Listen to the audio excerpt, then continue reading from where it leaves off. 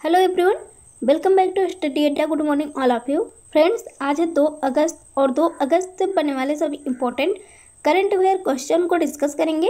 Question से related fact बताए जाएंगे। वीडियो के लास्ट में आपसे क्वेश्चन भी पूछा जाएगा जिसका उत्तर आपको कमेंट बॉक्स में देना है। जो लोग चैनल पर नए हैं, वीडियो को पहली बार वॉच करें, चैनल को सब्सक्राइब कर लीजिए, बेल आइकन को भी प्रेस करके रखिएगा जिससे वीडियो का नोटिफिकेशन आपको मिल सके और आप वीडियो को तुरंत वॉच कर सकें। ज़्यादा से ज़्यादा लोगों तक वीडियो को शेयर कीजिए और वीडियो पसंद आए तो वीडियो को लाइक भी कीजिएगा।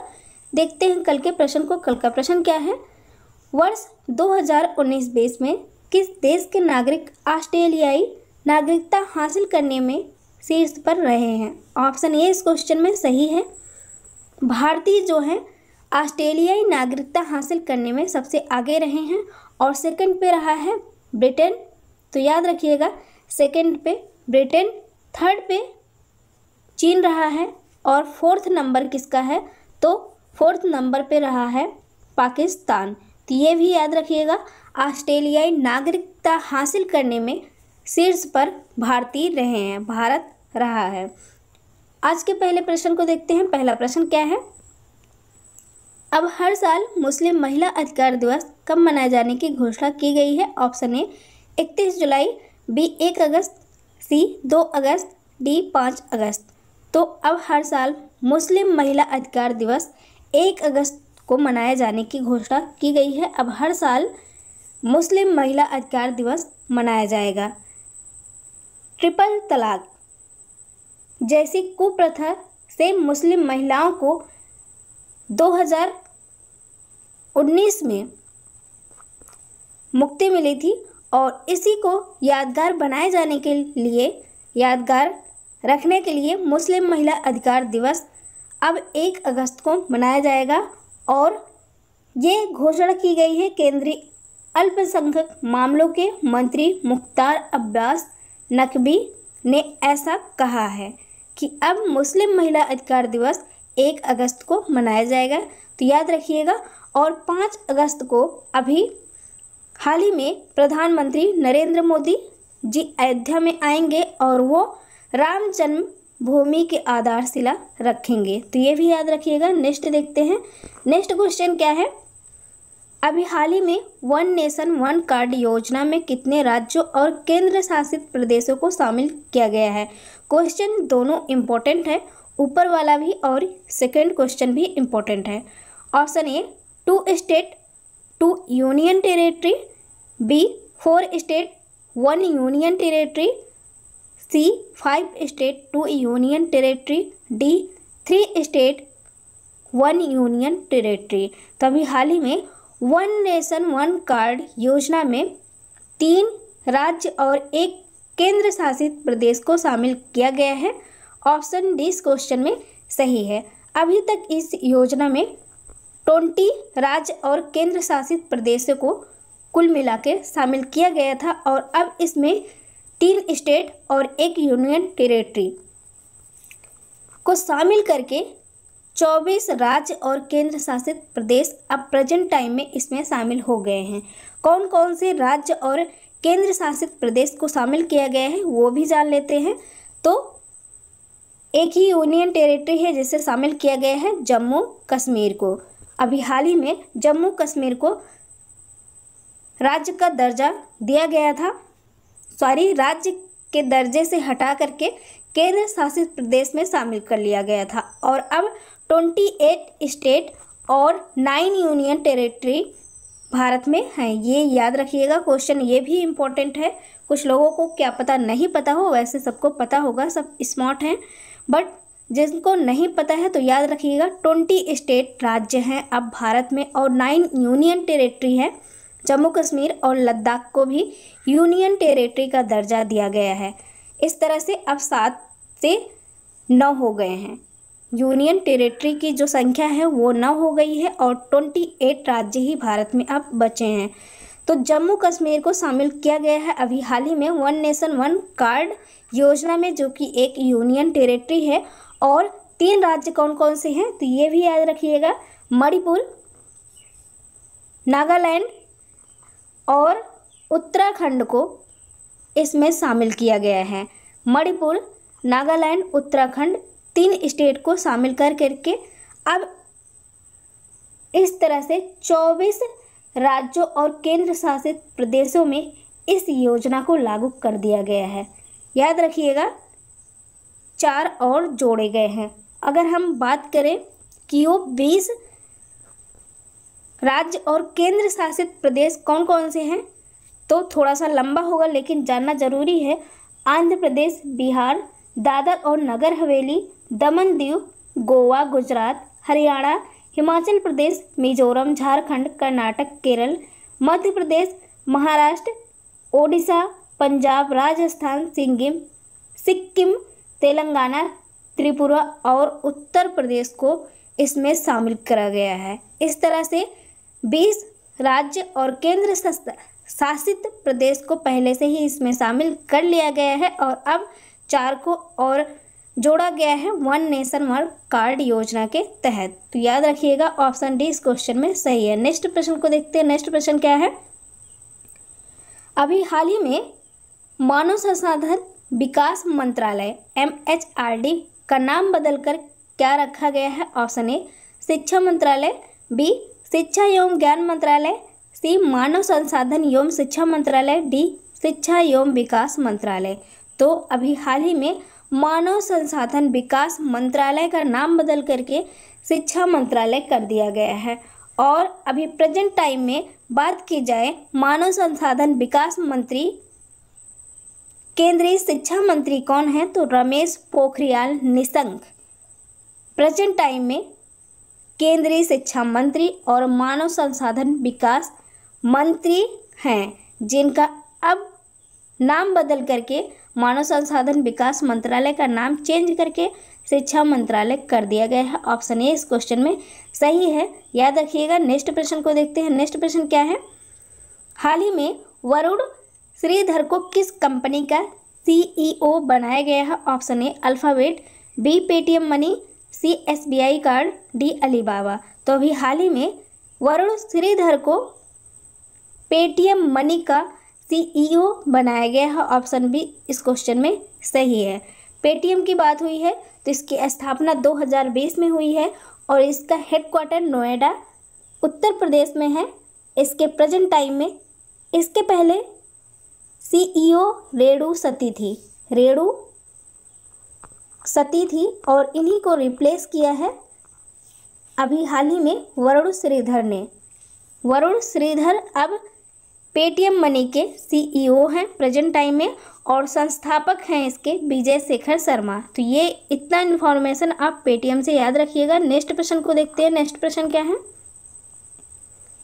UN और आई कैन गो ने किसे करमवीर चक्र से सम्मानित किया है? Option A Pritam Singh, B Sunil YDVSS, C Oni Doshi, D समृद्धि कालिया। तो अभी हाल ही में UN और आई कैन गो ने करमवीर चक्र से सुनील YDVSS को सम्मानित किया है। ऑप्शन बी इस क्वेश्चन में सही है। यहाँ पे आपको प्रीतम सिंह दिख रहे हैं।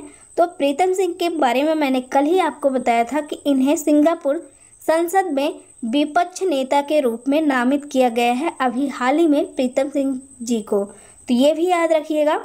ओनी दोषी तो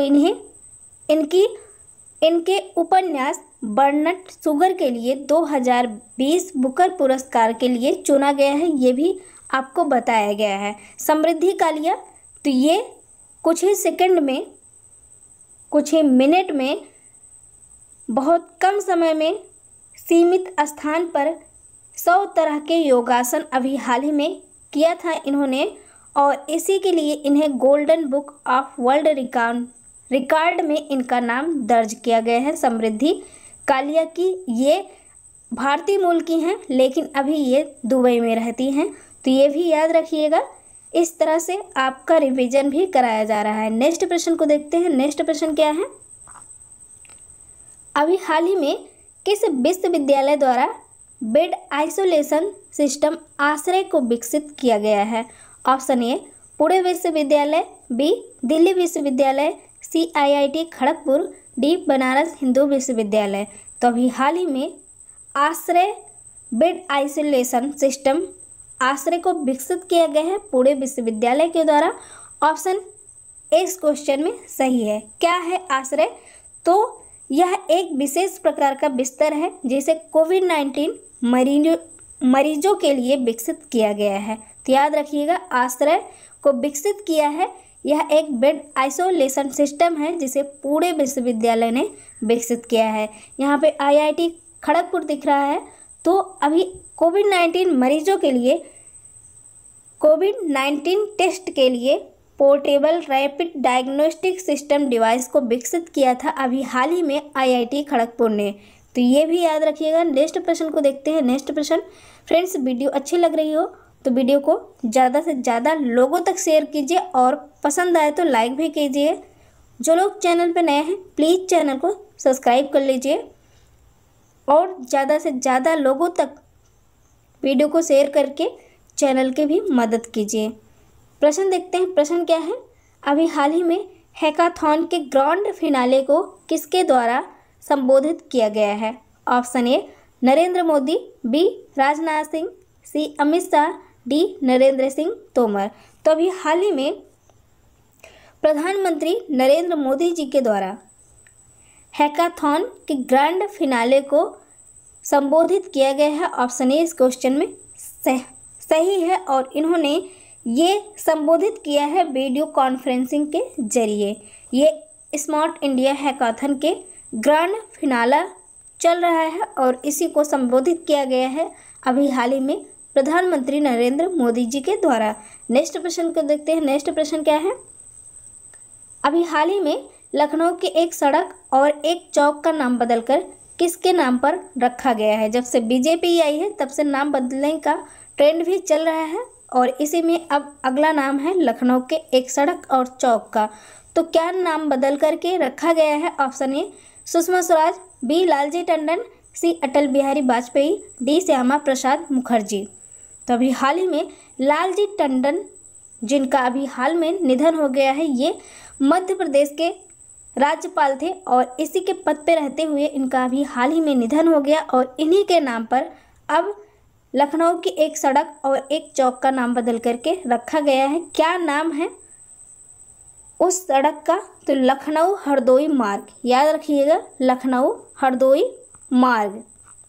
इसी का नाम चेंज करके टंडन मार्ग कर दिया गया है और लखनऊ चौराहे का नाम बदल करके क्या रखा गया है? तो लखनऊ चौराहे का नाम बदल करके अब रखा गया है लालजी चौराहा। तो ये याद रखिएगा, लखनऊ उत्तर प्रदेश की ये खबर है और UPPCS के लिए क्वेश्चन इम्पोर्टेंट बन जाता है। यदि आप UPPCS की तैयारी कर रहे हैं तो क्वेश्चन इम्पोर्टेंट है।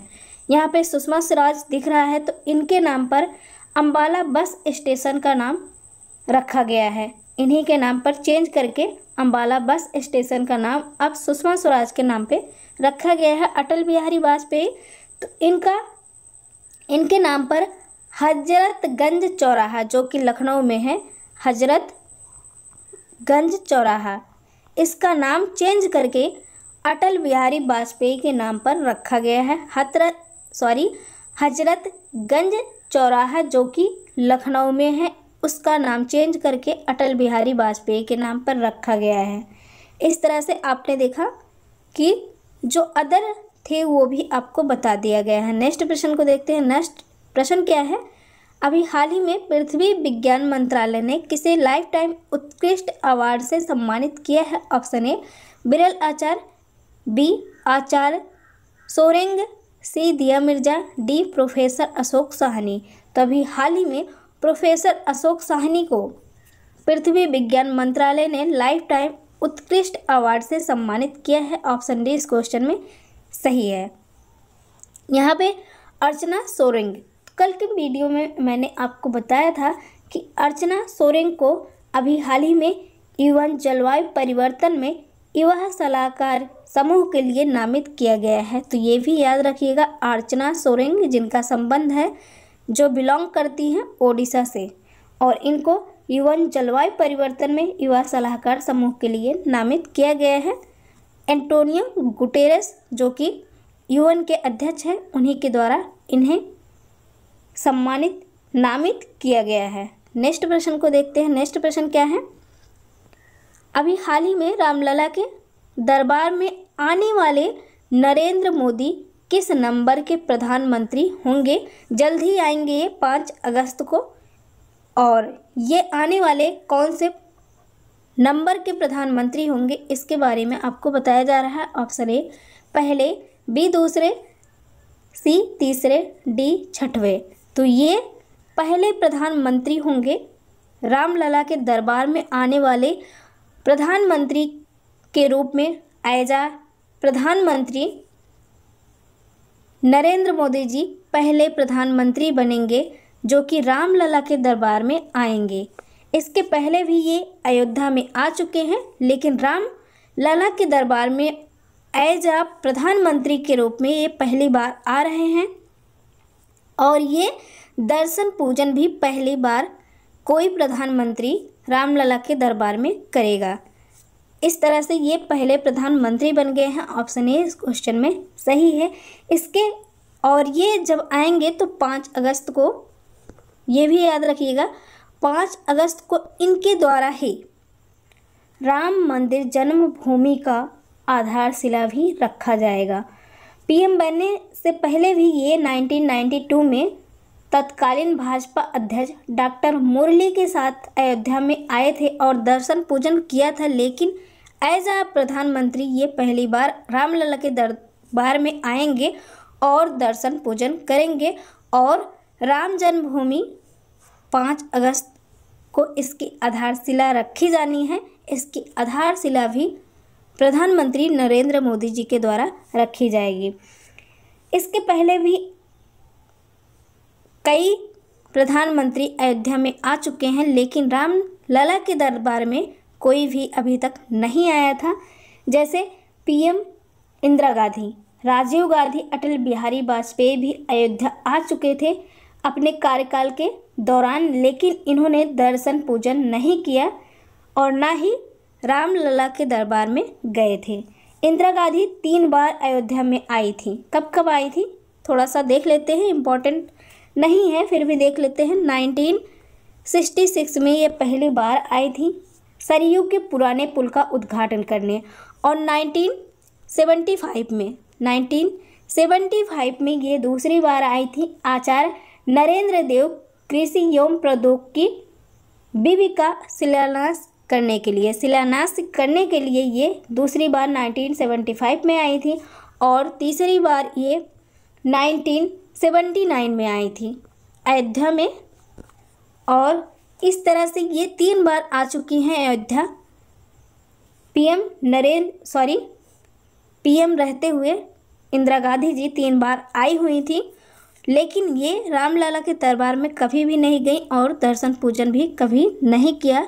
इस तरह से पहले प्रधानमंत्री होंगे नरेंद्र मोदी जी जो रामलला के दरबार में आएंगे और दर्शन पूजन भी करेंगे। ये रहे आज के 10 क्वेश्चन। वीडियो कैसी लगी कमेंट करके ज़रूर बताइएगा। आज के प्रश्न को देखते हैं जिसका उत्तर आपको कमेंट बॉक्स में देना है। अभी हाल ही में किस देश में भारत के सहयोग से बनी सुप्रीम कोर्ट की नई इमारत का उद्घाटन किया गया है? Option A Tunisia, B Mauritius, C Belgium, D Bangkok. इसका उत्तर आप कमेंट बॉक्स में दीजिएगा। और वंस अगेन जो लोग चैनल पर नए हैं, जिन लोगों ने चैनल को सब्सक्राइब नहीं किया है तो चैनल को भी सब्सक्राइब कर लीजिए। Thank you for watching this video.